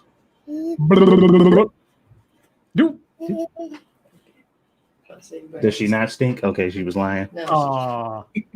let's say you stirring up something. Leah, you stink. You stinky baby. I'm not a stinky, stinky baby. Stinky Baby. baby. Old Guy Gamer Scarlet, what is your favorite sport/activity to do or watch, and why? Curling. Curling is the most amazing sport ever, because where else can you watch a bunch of women scrubbing the floors and yipping all the way down? Also, I'm amazed at curling because just the ability to aim that sliding rock from the angle that they're at to hit a bullseye that's on a flat plane several feet and yards in front of them. There's a level of skill that in that game that amazes me. Also, the women yipping. Yip, yip, yip, yip, yip. Mike R. Thoughts on Clear and Present Danger, Patriot Games, Jack Ryan, Shadow Recruit. Never saw Shadow Recruit. Clear and Present Danger. It's a much better book. They're all better books than they are movies. The best is The Sum of All Fears. If you want like a Jack Ryan book, The Sum of All Fears, the book is excellent.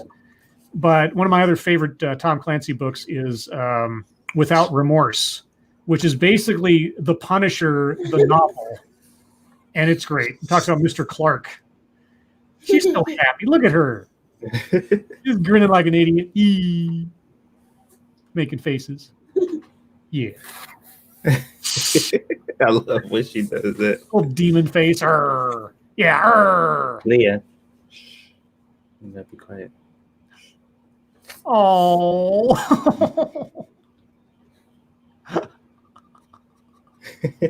Oh my gosh, my teeth are gonna melt. That's so sweet. He's on the bottle again. That's right. She's drunk on sweet tea. Puddock, how about Philip K. Dick? Can you recommend the book or even the show, The Man in the High Castle? I've only seen bits and pieces of the show. It looked pretty good, but I don't know how it played out over the entirety of the series, so I couldn't recommend that for sure. The book, certainly. Alternate history is a genre that I like a lot. The best, you probably want to look at the author Harry Turtledove, Guns of the South, World War, The Two Georges is a one-off thing he did with Richard Dreyfuss, of all people. I really like his style of alternate history. I have to, every time you mention that, I'm curious about it. I'm like, maybe I'll audiobook it, because I'll never read it, but... Which one? The one about the alternate realities and stuff. Oh, yeah. If you can find an audio book version of The Guns of the South by Harry Turtledove, it's kind of a standalone story. I think he eventually did other books that kind of branched off from that reality, but as an introductory to him, that's a good one.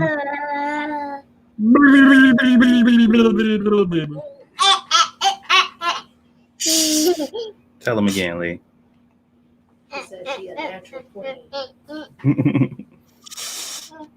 Oh, look at that poof. Leah say A, B, C, D, E, F, G. She always dances when it starts singing A, B, C. Yeah. Assassin of the Grey. Guns of the South by Harry Turtledove. Time travelers bring AK-47s to the Confederate Army. Yeah. The time travelers part isn't any kind of spoiler. The real thing is, like, what would have happened if the Confederate Army had an advantage over the North in the Civil War?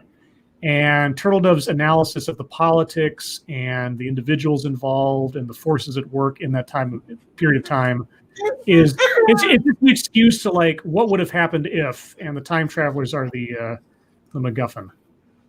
Hello. She is like super excited. She just woke up from her nap, guys. So she is she is full of energy, and mommy's home too. So she's like, yeah, anything goes. So Scribe, like, when you were asked about your favorite book, I was sure you're going to say something by Harry Turtledove. I was surprised.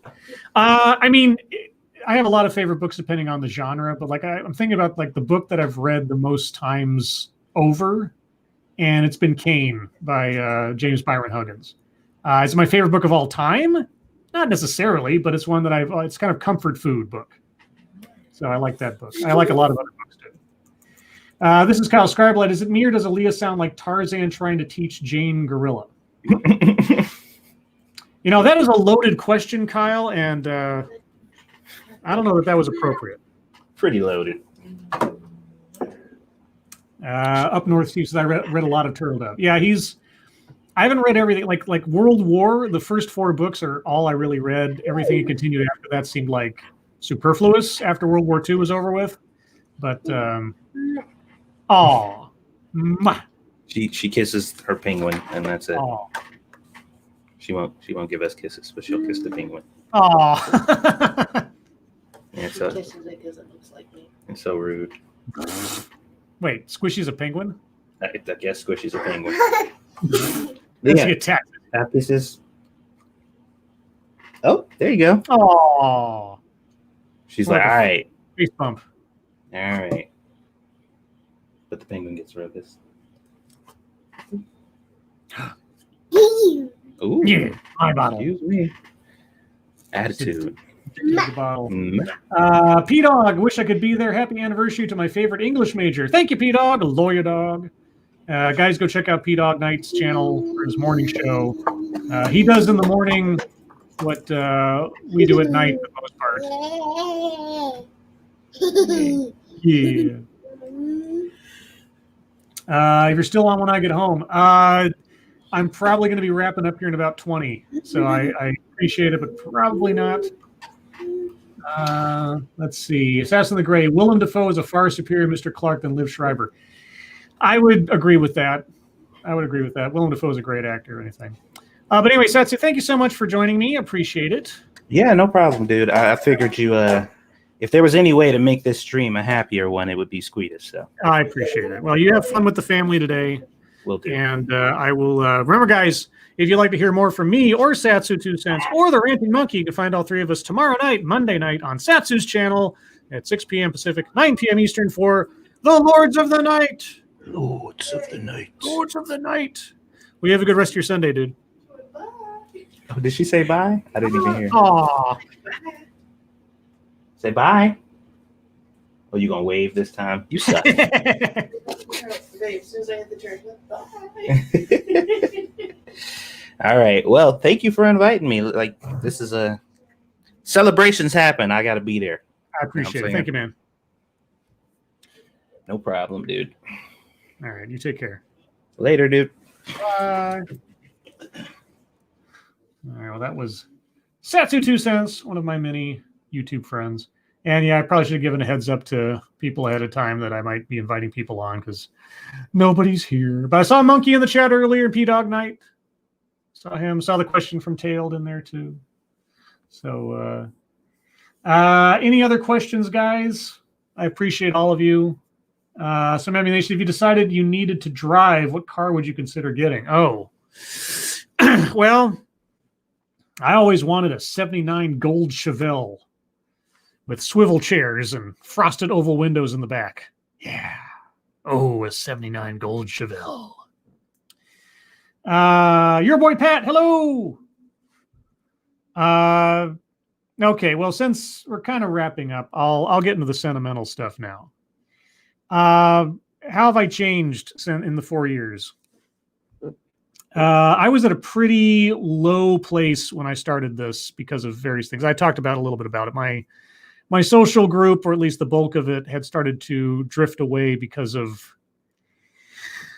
I mean, to put it simply, ideological differences, I suppose. I just couldn't go along to get along with some of the things that I was being told were reality or told I had to assess others or myself by and so on. And you may have seen similar things over the course of my time on the channel. And so I was feeling pretty detached, pretty adrift. But then I found this amazing community of people on YouTube, people from all over the world with different perspectives and ideas and different ways of looking at things. And almost to a one, even if we didn't agree on everything, that wasn't the end all be all. That wasn't a deal breaker. Unlike so many people that either have been in my life or I've come across since then, which is something that's very rare, unfortunately, these days, and something that I really appreciate. Well, who's this? Who's this? Anything, though. Who is this? Hello. Can you hear me? I can hear you. Hello, Scribe. Say hello to the Irate Alex Twitch channel. I'm currently live streaming. Oh, hello. Hello, Irate Alex Twitch channel. It's crossing the streams of a kind. Oh, no, they can't. Can they hear you? No, I think. Oh, they can hear you. It's fine. Oh, okay, good. If they can, then that'd be a very one-sided conversation. I think they can, yeah.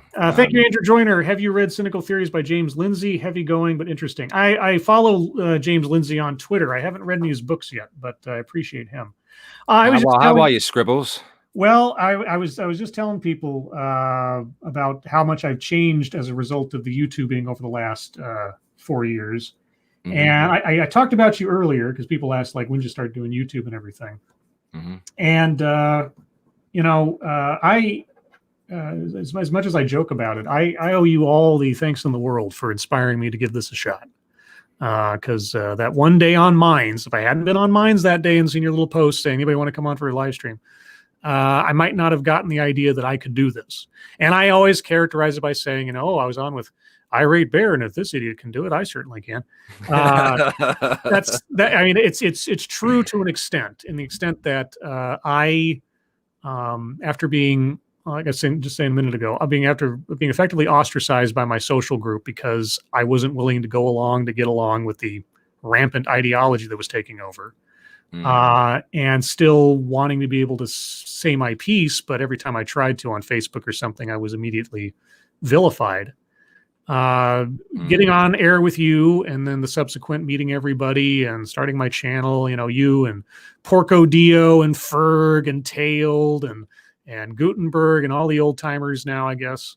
It gave me an opportunity to really find a voice that I didn't know I had before. And I try not to get too wrapped up in it per se, but I'm ever so grateful for it. I'm ever so grateful for you. and everybody in our little clan that started out when we started with Misa and everybody. But most especially you, because watching you grow and develop and go through the trials and tribulations of life, up, down, and sideways, and still maintaining good humor about everything and forging forward regardless. You like Monkey, like Satsu, so many others have been a real inspiration to me. I really appreciate you. Oh, well, that's very nice. That's very nice of you to say, Scribe. Well, happy anniversary! Congratulations! Oh, appreciate it. Happy 4 years, man. That's fucking awesome. I think I hit the 4-year mark a few months back, but yep. the thing is, I'm not entirely sure. I've completely lost track of time. so many of us started around the same time that it's really fun to watch us all sort of like where we are now as compared. Like Tail just had his a couple weeks ago, his 4-year. I think Monkey just had his not too long ago. So we all kind of started around the same time, and it's really nice to see everybody and how they're doing and everything. Yeah. You say about changing and stuff. Yeah, I think we all kind of went through our own experiences, for lack of a better word, really. Not just online, really, but on a personal level as well. Sure. Which of course created its own, as you said, trials and tribulations. And we are where we are now. I think the majority of us are in better positions than what we were 4 years ago. I wouldn't count myself among those, but I'm happy for other people. That said, I would definitely contribute yours and a few other people's input, dare I say, to the maturing of me. Yeah, the like our channels. I mean, in a way, especially given the subject matter generally that we've covered and things, I think if you were to look back through our libraries, you'd see not only the evolution of our various cultures in the last 4 years, but bit by bit, we as commentators or observers having to come to terms with a lot of things that we're seeing or are having happen in our lives or otherwise. And it's very bizarre to have a kind of record you can review. Like prior to doing YouTube, my memories were all ephemeral, right? And now, to a certain extent, I could look back at a video or something that I've done or a live stream, and there's a moment in time that is sort of recorded for posterity. Well, at least as long as YouTube doesn't go bankrupt. But yeah, watching just everybody, let's grow up and change either physically or attitude wise, for better or ill. I mean, we've had ups and downs, all of us, and some people have gone off to do other things, or relationships have changed, and it's just a reflection of just real life, except it's sort of a weird virtual life. I never imagined I'd have friends around the world. It's still, and I was talking to I had lunch with my mom and my sister yesterday, and I was talking about this, like how small a world it's become, that it still amazes me. I mean, what we're doing right now, the fact that you're on a completely different platform, talking to me on a completely different platform, having a conversation on 2 different parts of the world for hundreds and hundreds of people to see, or thousands over the course of time. This is commonplace for everybody these days, but it's still, I'm still old enough, and I think you are too, to remember a time when none of this could have existed. Oh yes, certainly. I lived during a time when the internet didn't. Well, I mean, I suppose it probably did exist, but it wasn't accessible. Right. There was no such before the days of being sent AOL disc after AOL disc. Yeah. Exactly. Yeah. All the coasters you could ever want just delivered to your home. Oh yeah.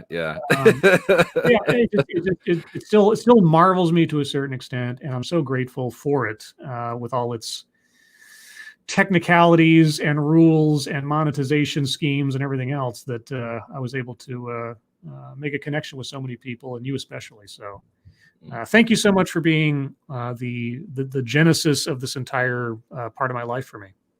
Well, you're most welcome. Thank you for joining me on that live stream.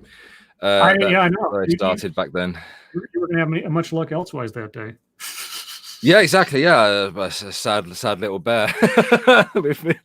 But yeah, we were all starting off, and I may not have been the most articulate and the most talented and all that kind of thing, and nobody can quite deny my skill for networking, as I proved repeatedly over and over and over again. Yeah, I mean, That said, I ain't very good at keeping friends. I'll just like my little text crawl at the bottom there that says "Have a substantive day." For fuck's sake. Yeah, and if you guys have no idea what that is, I'm not going to tell you here, but just you listen to his reaction, you can probably think about it. It's been that joke has been going for 4 years. Yeah, well, I don't know. Years. I don't know how to let certain jokes go. Well, that's fine. It's the internet. You're supposed to like just keep doing it over and over and over and over again. Whatever works, whatever sells, just do the same thing over again, and it'll work. Mm. So hey, anybody here who doesn't know who you are or what you do, where can people find you, Alex? You don't want to do that. I did. You scratch my back, I scratch yours. Come on. Oh, fine. Sir who randomly throws StreamYard links into my DMs with no context. I know. Obviously, the best place to find me if you want to come along for just absolute shit shows, like I cover like Reddit posts and stuff like that, and neckbeards and incels and all, and public freakouts and lolcows and things of that nature. I do it 4 times a week over on Twitch. twitch.tv/iratealex. Come along, join the fun, give us a follow. I usually stream for 2 hours plus every Tuesday, Thursday, Saturday, and Sunday evenings from 3 p.m. Eastern or 8 p.m. Britbong time. All righty. And you got any projects going on right now?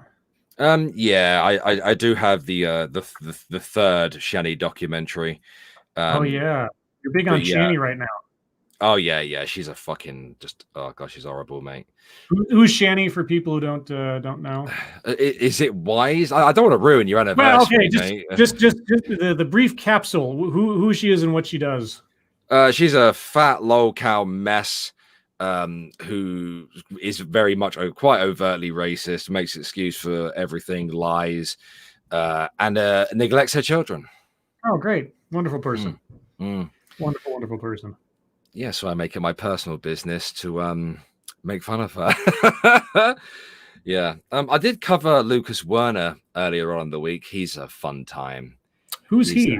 Oh, mate, I think that you would actually get some enjoyment out of him. But he's an incel with a twist. An incel with a twist. He attempts to try to use a combination of various forms of socialism that he himself does not understand, and genetics that he himself who does not understand, to try and attract a specific age range in women, and spends all day, every day, uploading the angriest videos where he's filmed on his phone in the street randomly. He is a homeless chap, but there's the reason why he's homeless is because he can't behave himself. He was even warned by Chris Hansen at one point. Oh, yeah. He fired a shot across the bow about 10 months ago, I think it was, because he attempted to harass a young lady who I was working as a barista. I think the Starbucks people are called baristas. Is that what they're called? Mm-hmm. Yeah, he harassed one of those. He wrote quite the note on a coaster for her, and he's blocked. He's actually banned from going into Starbucks. Oh, is this Onision? No. No. You know what? This guy, I mean, at least Onision, looks like a young man. Is youngish. Lucas, look, I'll give you a good example. I always say this as a good kind of like metric for Lucas Werner.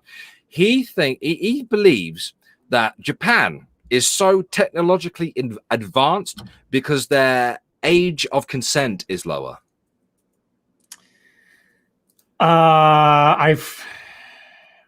Haven't I heard that before from somebody? Something about Japan. It was at the Oh God, the MGTOW guys talked about Japan a lot for some reason. I remember.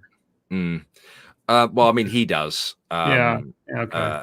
He hasn't mentioned that in a while, but yeah, he thinks that the older you get, the longer your telomeres or telomerase, however you pronounce the word, he pronounces it differently every time. He thinks they get longer as you get older, and apparently, as they get longer, the stronger your sperm are, and he thinks that there's a lot of bigotry towards age gap, or he calls it the age gap phobia. Yeah. Yeah. And the only reason why he promotes like a social democrat kind of position, which he does incorrectly, the only reason why he promoted Bernie was because Gen Z or Gen Z are apparently overwhelmingly in favor of like a social democrat candidate, which I'm not sure is true, to be honest with you. That's an amazing set of assumptions by this guy.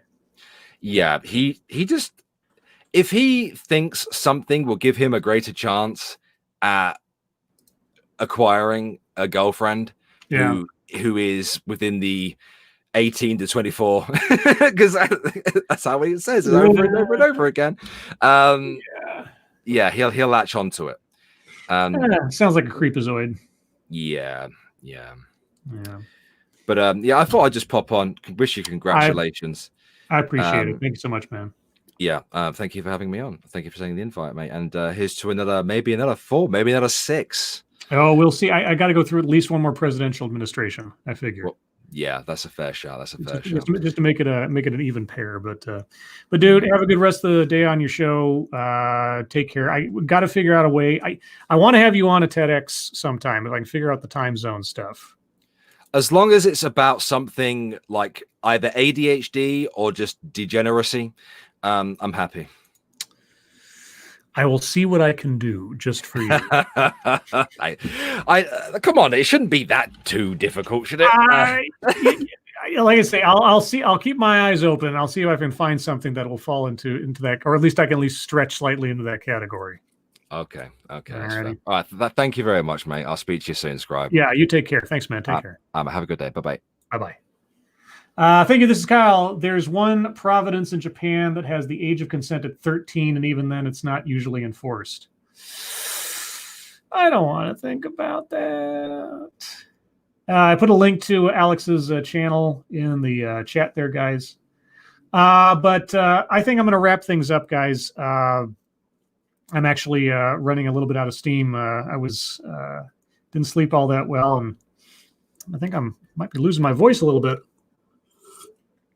I'm trying to drink my water here and keep myself hydrated. But let's see. Wikipedia says ADHD TEDx. I'm intrigued. I will see if there is such a thing. If I can find, even if it's not something that's going to be funny in and of itself to watch, I'll try to see if I can find an ADHD subjected TEDx just to have him on at some point. So we'll see. But what was I saying before? Well, I mean, all of you, everybody, those of you who've watched me since the beginning, which amazes me that you exist, honestly, and those of you who've just found me recently for whatever reason, I cannot tell you how much I appreciate you. And here's the reason why. When I got into this, I thought it would be really something if I got 500 subscribers. If I had more people that at least at one point in time hit that subscribe button because they thought they want to listen to what I have to say. More people than I graduated college with who want to have anything to do with me at any particular point in time. I thought that'd be something. And I am gradually easing towards a 5,000 subscriber count. And I hear this all the time. You're ridiculously undersubbed and so on. I think I'm perfectly subscribed. I'm subscribed to by people who like to hear what I have to say. And I appreciate that. I don't do a lot of crazy advertising or promotion for myself. I probably don't do that well with the titles and the tags to try to attract the search engine optimization and so on. But then I'm doing this. I'm doing all this for my own edification, really. I know it sounds kind of selfish, but I pick the things to look at that interest me, and I'm so grateful that some of you find interest in it as well. Whenever I hear from someone a compliment about, and made them think about things a different way or whatever else, I really appreciate that. And I've said it before, if there's one thing I wish only to promote through my channel is just think about what people are saying. Think about it in context. Use your critical thinking skills. I don't imagine or think people have to listen in and agree with me to be a fan or something. In fact, don't agree with me right off the bat. Don't believe me. I'm no person of authority on anything either. I'm a guy with an English major. I barely know most of what I'm talking about most of the time. If someone comports themselves to be an expert on something or a person of authority, just remember they're still just a person. And what they say is viable for analysis and critique and humor and everything else, just like anybody else. And that's what I hope I promote through the kinds of stuff that I do. I listen to what someone says, think about it for a minute, compare it to what they've said before, vice versa, and see what I come out with it. And maybe I'll learn something. And even if I don't agree with the person, maybe they don't say anything that makes me change my mind, I'll have learned something a little bit more maybe about myself or how I see the world or how other people see the world, and that I might be able to come to understand them better. It's not about anger. It's not about hatred or anything. It can be about annoyance. It can be about irritation or exasperation. But I really am trying to learn something. And none of this would have been either possible or nearly as enjoyable if it weren't for you guys. All of you who drop in and comment and join the chats and retweet my stuff and give me your support and your compliments and your critiques. Always do not hesitate. If you know I did something wrong or said something wrong or went off on a wrong tangent or something, put in the comments. I don't believe I'm right. I don't believe I'm correct all the time. Maybe it's a self-esteem thing. Maybe it's just me trying to keep myself honest, but I want to come out of this a better person than I went into it. And I think after 4 years, I'd like to think that that's the case. But insofar as my content goes, I'm going to continue doing what I'm doing. The TED Excellences will continue because that's been a surprise joy for me, as much as many of you guys wonder how the heck can he get through those things with his brain still intact. You guys, if I didn't have an audience to try to entertain, not only just along with myself, I probably couldn't get through them. But I still enjoy them regardless, and I hope you do too. I've got other nascent ideas of other things I might try in the near future. We'll see how those hash out. I don't want to write any checks I can't cash. But guys, again, everyone, and I know I couldn't possibly name you all if I try. I try to do so on the TED Excellences when you guys show up as a thank you so much for your support and your attendance and your participation. But with that, everyone, I am going to take the rest of the Sunday to relax, have a Dr. Pepper, maybe some Jack Daniels in there too. I got some goldfish crackers around here somewhere. And start prepping for a new TED Excellence tomorrow at noon Pacific time, 3 p.m. Eastern.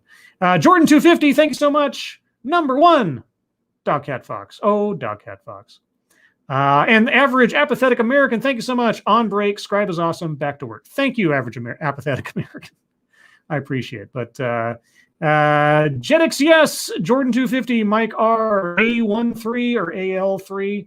Don't know which. Peter, Silak 80s, 313. Cracked. Zalbla. Some Numnil Nation. John Miller. Stargazer Nuts. Colleen Byrne. Yay. This is Kyle. Puttock. Old Guy Gamer. Ryan. Assassin of the Gray. Wikipedia. Shadow Sonata. The One Ton Hammer. Stargazer Nuts again. Cynic. And Chicago Mike. Kunth. Delahazed. Random American. Resolute Germ. And Kiever Dam, and so many others. I wish I could name you all. I really do appreciate it. Keenan, Clayton Ness, And next 6 minutes. Everyone, I hope you all have a good rest of your Sunday. Thank you so much for attending today. Thank you so much for 4 years of just an amazing time of my life that I hope will continue on for quite some time to come. Being an English major, I should have all the words necessary. I don't. I wish I could express to you just how grateful I am. And I hope to do so as things proceed in the content that apparently you guys seem to enjoy. So I'll do that too. And thank you, Sinatra Says, for the cool athletic pair. That's great. And Sinatra, I invited Sinatra on, but he was out of pocket at the moment. So I appreciate that. Thank you, Sinatra. I hope to have you on another TED Excellence in the near future as well. But everyone, thank you so much for your attendance. Thank you so much for your participation. Thank you so much for your generosity. Financially, moral support, like I say, your viewership, your comments, everything over the last 4 years and elsewise. I really do appreciate it. Can't express it enough, as I've already said about 3 times. I hope you are all safe and well. If you're not well, please get well soon. And I will see you on the next one, and hopefully on the 5th anniversary and the 6th and onward. Everyone, take care. Bye-bye.